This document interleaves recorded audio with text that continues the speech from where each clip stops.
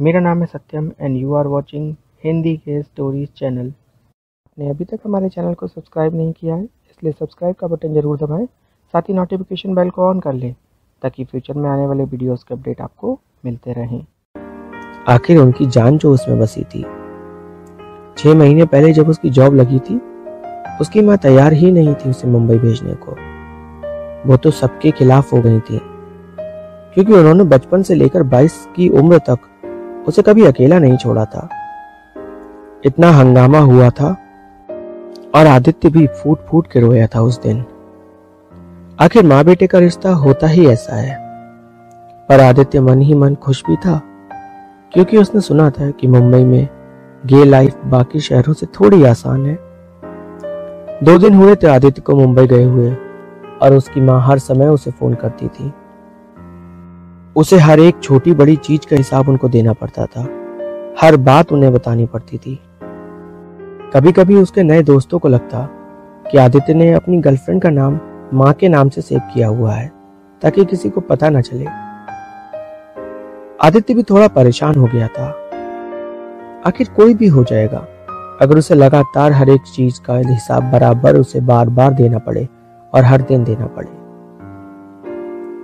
15 दिन बीते थे कि आदित्य की माँ दिल्ली से फ्लाइट बुक करके मुंबई आ गई आदित्य से मिलने। आदित्य हैरान था अपनी माँ को देख के, इतना प्यार देख के। कभी कभी उसको इस प्यार में घुटन होने लगती थी। कभी कभी ज्यादा प्यार करना भी, ज्यादा परवाह करना भी दूसरे के लिए घुटन बन जाता है। पूरे दिन वो वहीं रहा। आदित्य के रूममेट से वो मिली, उससे इतने सवाल पूछे कि उसने आदित्य के हाथ जोड़ लिए और बोला, भाई मैं तो आधा पागल हो गया। मम्मी के इस नेचर से आदित्य बहुत परेशान था, पर उसको सुकून मिल गया था ऑफिस में, क्योंकि वहां एक बहुत प्यारा सा लड़का रुद्र, जिसे देखकर आदित्य की सारी चिंताएं हवा हो जाती थी। रुद्र उसका सीनियर था, बट बहुत अच्छे दिल का था। उसको देखकर आदित्य किसी बॉलीवुड मूवी जैसा महसूस करता था। तरह तरह के सपने संजोता था। सरसों के खेत में शाहरुख खान और काजोल की तरह दोनों साथ में पोज देंगे, रोमांटिक गाने गाएंगे और ना जाने क्या क्या। और अगले ही पल उसको डर सताता कि कहीं रुद्र उसकी भावनाओं को नहीं समझा तो उसका क्या होगा।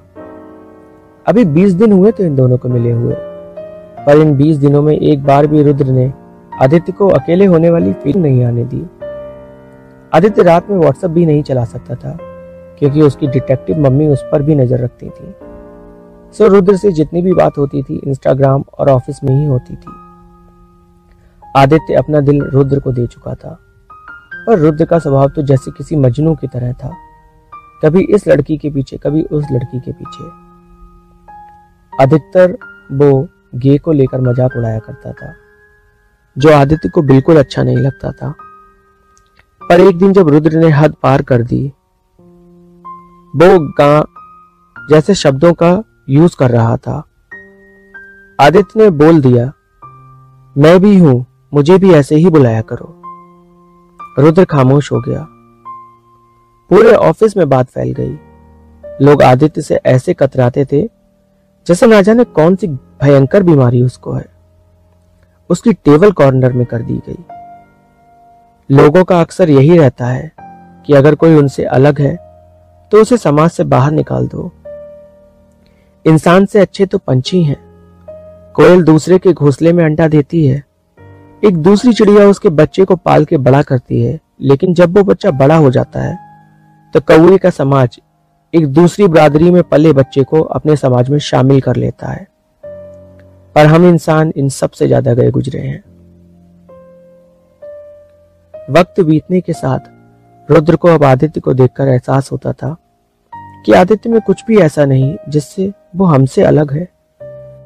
वो भी एक अच्छा इंसान है, तो क्या हुआ जो वो है। लेकिन ऑफिस में आदित्य का जीना मुश्किल हो गया था। उसे देखते ही गुड़, चीनी, बायला और ना जाने कितनी मिठाइयां लोगों को अक्सर याद आती थी। आदित्य इतना घुट रहा था और दिन पे दिन उसकी परफॉर्मेंस डाउन हो रही थी। लोग चाहते थे कि कैसे भी करके उसे ऑफिस से निकलवा दें। जब वो वॉशरूम में जाता था तो उसे घेर लिया जाता था, तंग किया जाता था, वो कहता भी किससे। बार बार शिकायत की तो उसको ही सुनने मिला कि अगर ज्यादा दिक्कत है तो चले जाओ छोड़कर। एक बार की बात है जब आदित्य लंच टाइम में अकेले लंच कर रहा था। रुद्र उसके पास आके बैठ गया और उसका लंच खाने लगा। आदित्य ने कुछ नहीं बोला। 3 महीनों में पहली बार था जब रुद्र उसकी तरफ आया था। आदित्य का दिल फिर से धड़कने लगा था। आदित्य और रुद्र जितने अच्छे दोस्त पहले थे, अब उतने तो नहीं थे। रुद्र अब मजाक में भी गे को लेकर कोई जोक नहीं करता था। वो समझता था कि हमारा मजाक दूसरों को तकलीफ दे सकता है। इसी बीच आदित्य का जन्मदिन पड़ा। ऑफिस में सब ऐसे बिहेव कर रहे थे जैसे उनको उससे कोई मतलब ही नहीं। जब लंच टाइम में आदित्य कैंटीन जाने को हुआ तो उसे काम दे दिया गया। बेचारा भूखे पेट वहीं बैठा रहा और काम करता रहा। 3 बजे उसने ब्रेक लिया तो रुद्र आ गया। रुद्र उसको साथ बोला कि चल खाना खाने चलते हैं। रुद्र ने भी ब्रेक नहीं लिया था।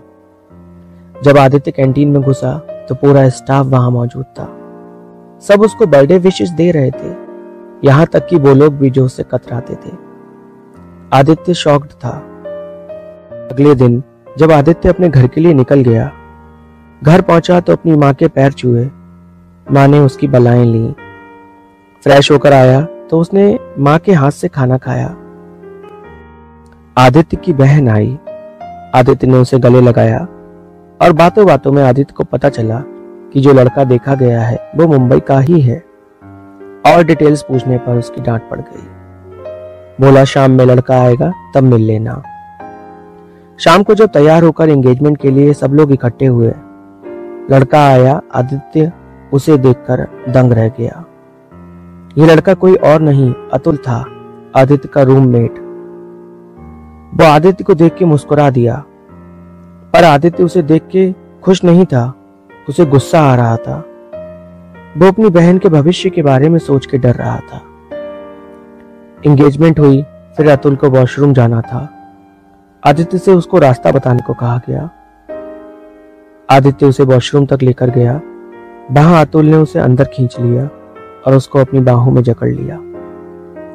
आदित्य ने उसे कसकर धक्का दिया और उसके 2-3 घूंसे भी मार दिए और भागता हुआ वहां से चला गया। आदित्य छत पे कोने में बैठा रो रहा था। उसने रुद्र को फोन मिलाया। आदित्य ने बताया कि मेरा होने वाला जीजा और कोई नहीं अतुल है। रुद्र शॉक्ड था। उसे समझ नहीं आया कि ये कैसे हो सकता है और वो अब क्या बोले। आदित्य पूछ रहा था कि वो कैसे अपनी बहन की शादी ऐसे लड़के के साथ होने दे जो कि स्ट्रेट नहीं है, वो सिर्फ दिखावा करता है। आज इसे देखकर मुझे वो दिन याद आ गया जब इसने मेरे जिस्म को नोचा था। रुद्र फोन पर सब शांति से सुन रहा था। याद है रुद्र, जब इसने मेरी कोल्ड ड्रिंक में बेहोशी की दवा मिला दी थी, क्योंकि ये जानता था मैं गे हूं। सिचुएशन ये थी कि मैं किसी को बता भी नहीं सकता था, क्योंकि पुलिस तो साथ देने वालों में से नहीं है और सोसाइटी की सोच से तो हम सभी वाकिफ हैं। आज भी ये नहीं सुधरा है। इसने मुझे आज फिर से छूना चाहा। मुझे खुद से घिन आ रही है। समझ नहीं आता लोग दिखावा कैसे कर लेते हैं। अगर आपने एक बार भी किसी लड़के के बारे में सोचा है तो आप कभी स्ट्रेट नहीं हो सकते। बताओ रुद्र, क्या करूं? सुनो आदित्य, तुम मम्मी को सब बता दो। वो तुम्हें चाहती हैं, तुम्हारी बात जरूर सुनेंगी। और डरना नहीं, मैं तुम्हारे साथ हूं। आदित्य पूरी रात हिम्मत जुटाता रहा अपनी मां को कैसे बोले, लेटर लिख के दे दे या खुद बता दे। अगली सुबह जब मां पूजा कर रही थी तो वो वहीं पर उनका इंतजार करने लगा। जैसे ही पूजा खत्म हुई, आदित्य ने हिम्मत जुटाई और उसने कहा, मां, मैं गे हूं। आदित्य की मां शॉक्ड हो गई। उन्होंने कहा, क्या बोला? आदित्य ने फिर से बोला कि मैं समलैंगिक हूं और आपका होने वाला दामाद भी। मां ने जोरदार झापड़ आदित्य के गाल पर रख दिया। दिमाग तो ठीक है तुम्हारा, क्या बोल रहे हो? कुछ शर्म लिहाज है या बेच खाई है? मां, ये सच है, रोते हुए आदित्य ने कहा। मैं समलैंगिक हूं और आपका होने वाला दामाद जिसने मेरा एक बार फायदा उठाया था। माँ ने एक और जोरदार झापड़ उसके गाल पे दिया और बोली, तुम बस यहां से चले जाओ, दोबारा अपनी शक्ल मुझे कभी मत दिखाना।